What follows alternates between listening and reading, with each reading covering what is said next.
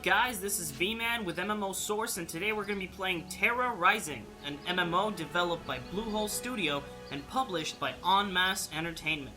This is a 5-star MMO in my book, and one of the best currently on the market.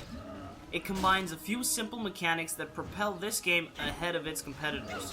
The feature that Tera is most famous for is the manual aiming system. You have to aim your attacks and your spells, and so do the various monsters.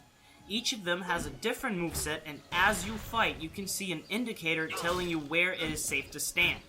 This might make it seem like the game is just holding your hand, but that's not the case. It's a very effective system. As monsters get progressively harder, their movesets become faster and more difficult as well. This adds a lot of flavor to instances and boss fights when you've partied up and every team member has to consider the best place he or she should be standing. MMOs have been using ground placement for traps and explosions for a long time, especially for bosses, but Tera takes it a step further by making you aim your attacks as well. It definitely adds difficulty to the combat system, but it's incredibly rewarding. You feel like your contribution to your character is necessary. If you could just click to attack and watch as your character does all the work, you'd probably get bored of the combat right off the bat. This game also has countless spells and abilities, active and passive, different for every class, of course.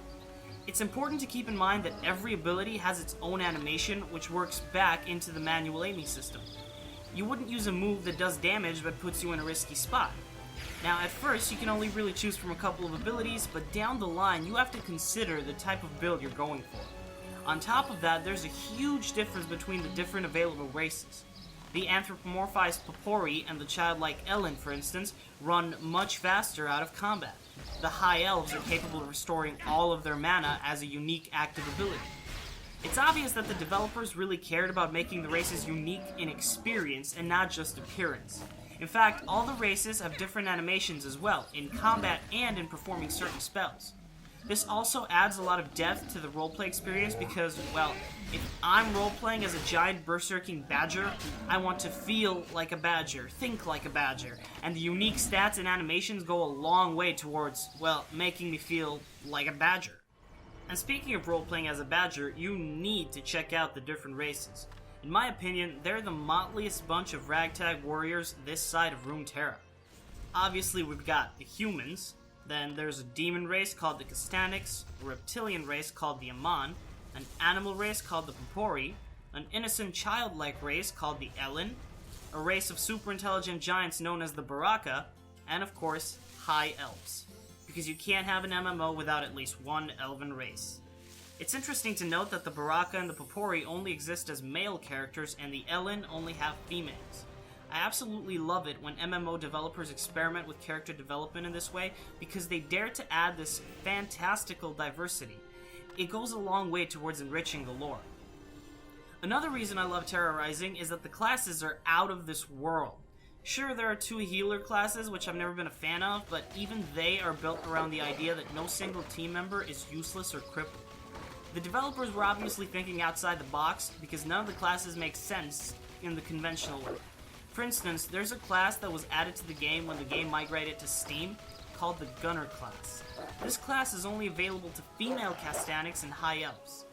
It is a range damage class with the ability to summon a turret and a healing pad. None of this makes any sense, and I love that. Tera is the only game in existence where a class as ridiculously unique as the Gunner exists. And that's admirable.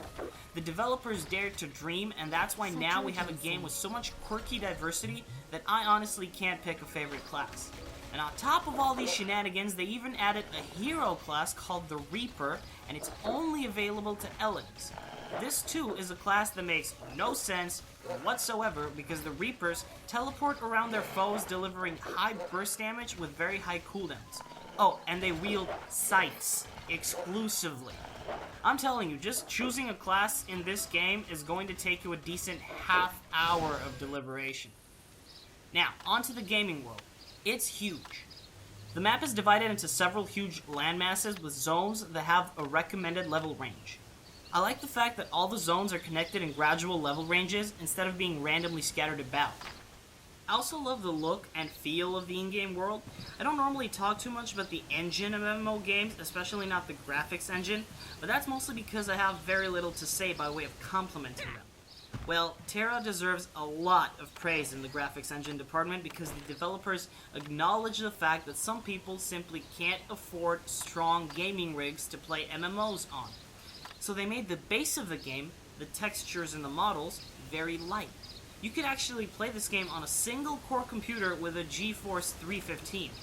I'm serious. A game that came out in 2011 is playable on a computer from almost 10 years prior. That's madness. But how did they do it? Well, the gaming world itself is quite plain and naked, so to speak. There aren't that many special effects to choke your graphics card. You can see in the graphics options, while you can tweak textures, shadows, and the like, none of those options seem to change the performance of the game too hard, because this game receives most of its futuristic look from 2 post-processing filters. A lot of modern games wouldn't let you disable such features, but Tera has a simple slider with which you can dial down or completely disable the additional lighting, which does make the game seem a bit plain, but I'd much rather be able to play a game that looks decent than unable to play a game that looks like it was manufactured by gods. On top of the ability to disable extra lighting, however, you can remove all lighting effects from the game.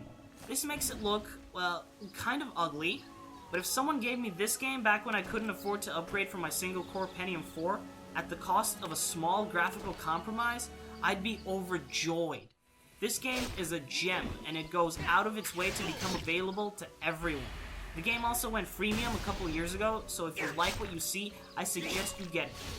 It's on Steam, so installing it is no longer a hassle. Just make sure to bring a lot of friends because the plains of Tera can be a dangerous place for a lowly badger. Please leave a thumbs up if you enjoyed this review, thumbs down if you didn't, and as always, subscribe to MMO Source for all your MMO review needs. This is V-Man, signing out.